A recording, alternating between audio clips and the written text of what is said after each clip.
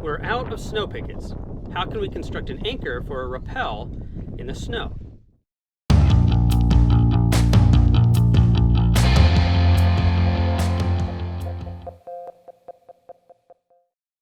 Hello everyone, I'm Jason. Last week we talked about 3 different anchor placements using snow pickets, which are a standard tool on snow climbs. There's a link in the description to that video. Depending on the situation, you may see those placements used for both rappels and while on ascent. But what if we don't have any snow pickets?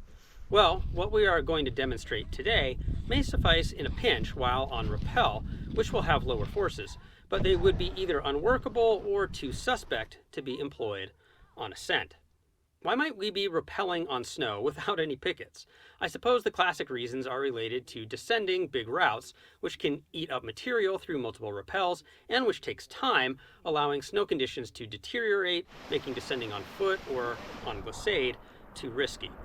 Or we may choose to rappel in situations where the runout, what is below us, makes staying tethered to the mountain a good idea.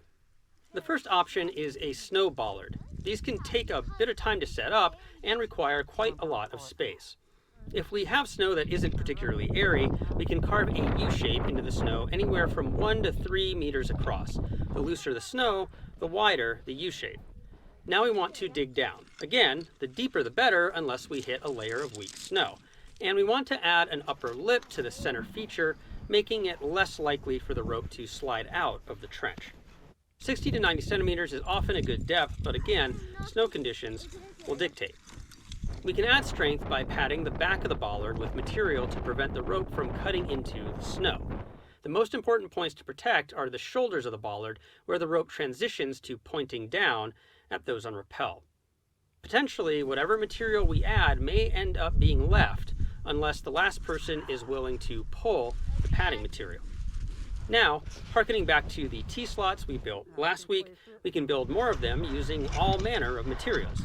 In essence, we are trying to maximize surface area so that the snow in front of the material has enough mass to push back and hold the anchor in place. The material should also be firm enough to not simply fold under the stress placed upon it. These are ideas for when our situation is demanding that we do the best we can with what we have. I wouldn't call any of these first choice. And again, whatever you use is likely to be left there after you rappel away. Filling a stuffed sack with snow is a classic example. Oh, and this also works as a tent stake. A snow shovel. A rolled up foam pad.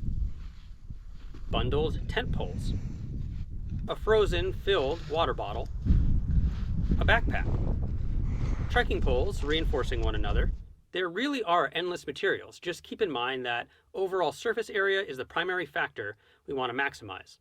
Then, we also want to make sure that something close to the center of mass becomes the point where we attach our wrap, and we need to ensure that wrap material has a trench made to keep the direction of pull downward rather than up, which risks pulling the anchor out of our dugout snow. We can use the rope directly if necessary. We then, just like last week, borrow snow from behind the anchor to fill in over the top of it, keeping the snow integrity in front of the anchor more intact. And also, like discussed last week, we may want to consider pre-hardening the snow by compacting it before digging our trench. However, if the snow is very loose, this is not an effective technique. Finally, each anchor needs to be tested with strong pulls before trusting your rappel to them. Got an idea for a T-slot anchor material to use in a pinch? Give us that idea in the comments. Thanks for watching this video. Please like, subscribe, and share if you want to support us. For more information, you can go to our website at www.shortguysbetaworks.com.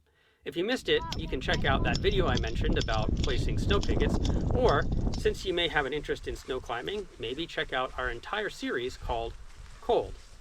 We'll see you next week and keep on getting more out of that big outside.